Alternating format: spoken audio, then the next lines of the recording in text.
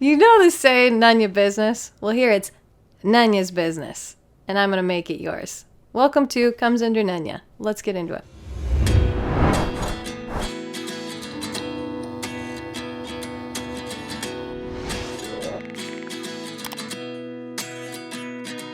So Nunya. Nunya is a nickname that my family gave me since I can remember, probably since I was 4 years old. I don't know if I remember much before that. And what happened was Tanya is just so close to Nunya. And again, there was probably some libations involved and other things involved that I don't fully know the story of. I've tried to get to the bottom of it, but I never get a straight answer. And it's always comes under Nunya. In my family, that is how they would convey that they didn't want to communicate with me, or anybody for that matter. If they didn't want somebody to know, they'd say it comes under the Nunya. And essentially, I feel like I was always taking the blame because I was the Nunya. And at the same time, it meant a lot, and I still to this day get called Nunya. It's just become a part of who I am. I have friends who call me Nunya. My aunts still call me Nunya. My dad calls me Nunya. My sister does once in a great while. It's just who I am. It's a part of me. So as I was thinking about building a brand, I had some different names and nothing felt right. And I had to do like, who am I? What am I known for? And Nunya kept coming up. And I was like, hey, here's what I'm going to do. I'm going to name this Comes Under Nunya. Why not use something that means a lot to me, but also has kind of a negative connotation if you really think of it. Looking back at some of the things that were said, and not necessarily negative connotation towards me, but just like, I don't want to tell you, it's none of your business, right? So I wanted to make it me. So this is why I decided to build Comes Under Nunya as a brand. However, this isn't the very first brand that I have built. Back in 2014, which is wild, that's over a decade ago already, I lost someone very important to me in my life, my cousin Bobby, who I'm sure I'll talk about many times throughout this brand building and podcasts and videos and different things. And we wanted to start a company, an event planning company, and his middle name was Oliver. My middle name's Nicole. So we wanted to name it Oliver Nicole Events and do event planning because he was an amazing event planner. And so when he passed away, I decided that, you know what, I'm going to do this not only for him, but for me, and just to honor his memory and to show myself that I can do something like this, even though it's not going to look how I thought it was going to look when we first came up with the idea. And ultimately, it fit with who I am and what I've learned. I've been in marketing for the past 20 years. That's was my passion. I started probably thinking about marketing back in high school when I took a DECA class. If anyone knows what DECA is, like, shout out to all the DECA people.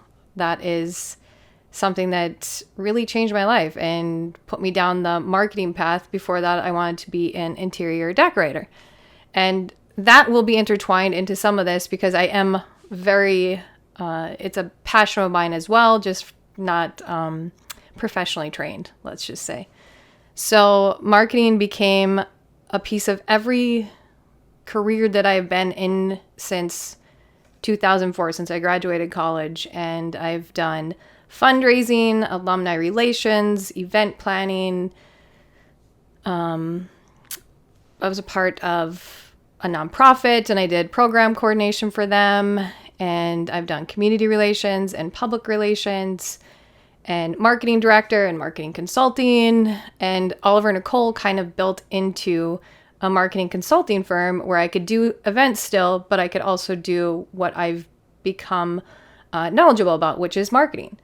And also during that time, as I held all these careers, I started teaching at the university level, teaching marketing in business classes, and really found a passion in that and being able to talk about what I've learned in the industry and share that with young humans and well, young and old humans, all ages. And it was really, really cool to me in life to be a part of that. And relationships are something that means so very much to me and always have. And ultimately, what I wanted to do for so long is just build a brand. And not really fully knowing what the brand was going to be, but knowing the name of it and just not the internal workings of it just yet. So the past 5 years have been, I mean, very challenging. I don't really even know what word to use to describe it. I don't think challenging even begins to cover it. But I dealt with a lot of people in a very short period of time that really affected me. Remember, I talked about relationships and how much it means to me. I had a lot of them. And I put 110% into every relationship that I ever had. And during these 5 years of challenging times, I saw things that I never thought I'd see. I experienced things I never thought I'd experience. And it just started building up. I hold on to memories. I hold on to people. I hold on to a lot of things in my brain. And as I was sitting in my house, I don't know where I was actually, but as I was sitting there one day, I thought, you know what? It'd be so nice to get this all out on paper and write some of this down. And just, I would have the name. No one else would hear the name. And it would be like a letter to the one who was the black sheep in the family. And as I was thinking about it, I thought, well, this actually will be a nice form of therapy for me to get it out. Maybe it'll leave my brain. Maybe it'll make me feel a little bit more comfortable, a little bit more satisfied, and just allow my brain to breathe again. And also, it just became kind of something that I thought maybe would resonate with others.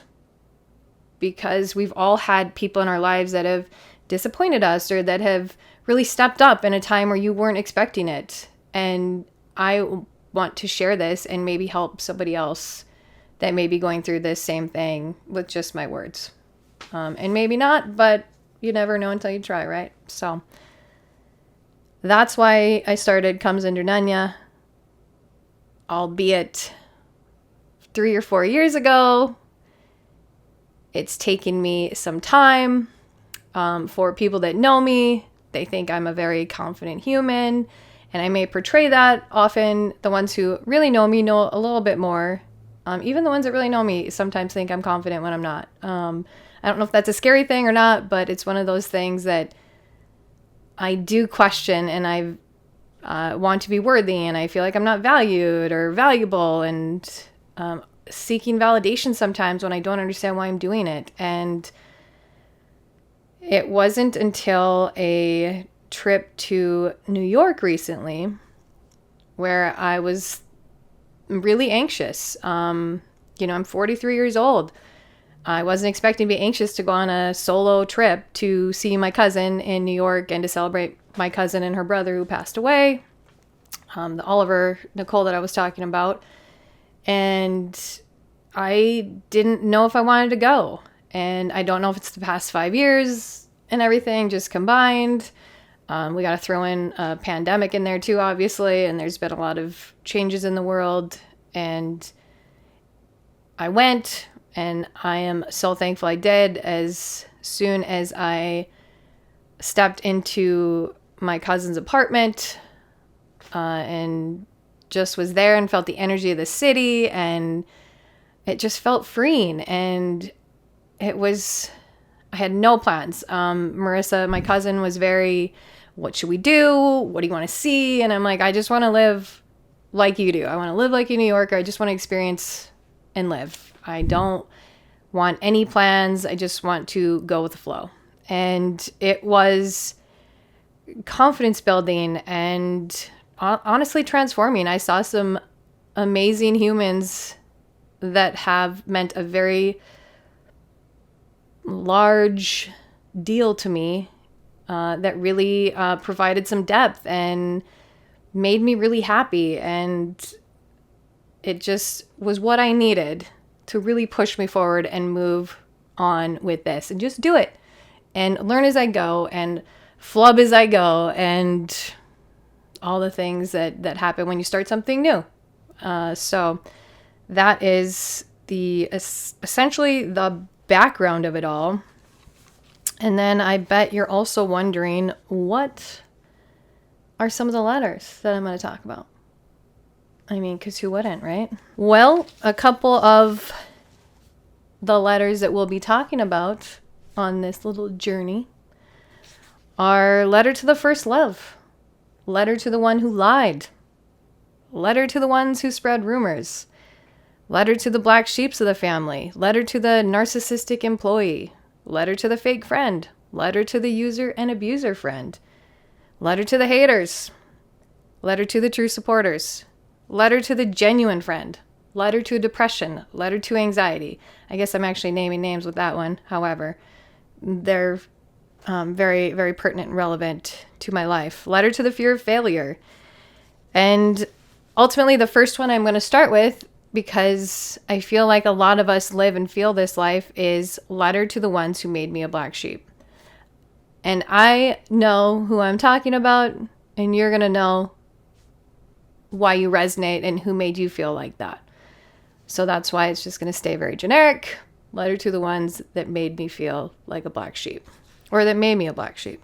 So stay tuned for that first episode where I want to talk to all the black sheeps, or all those who feel like black sheeps. And I'm going to tell you my experience with that. And I hope you love it. And if you don't, that's okay.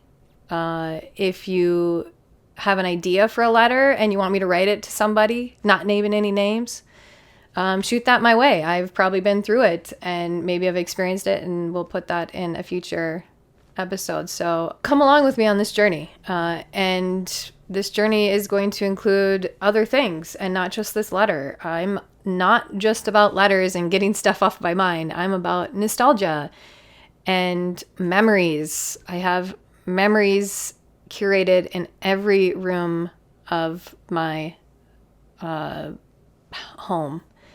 And I was going to tell you the name of my home, but I'll save that for another day.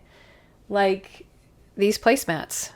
These are my grandma Shirley, who passed away in 2003. She meant the world to me, and I see him and I was like, Grandpa, can I have these? And he's like, I don't care. They're placemats. What are you going to do with them? Well, I wanted to frame them. I wanted them to be a part of what I do. So I'm going to be sharing little bits and pieces of nostalgia and DIYs and how I put all that together and curate me and who I am as a brand and DIYs. And I'm going to throw in some music and different quotes and just essentially the tracks and words of my life and why they all mean something to me. Because I mean, a song can take me back to the exact place and time. And sometimes it's very hard to be back at that same place and time. So we'll definitely get into all of that. And I think that's all I have for this little teaser or intro episode, whatever you want to call it. And I hope to see you in the future episodes and welcome you. Thanks for listening, Black Sheep. Stay honest.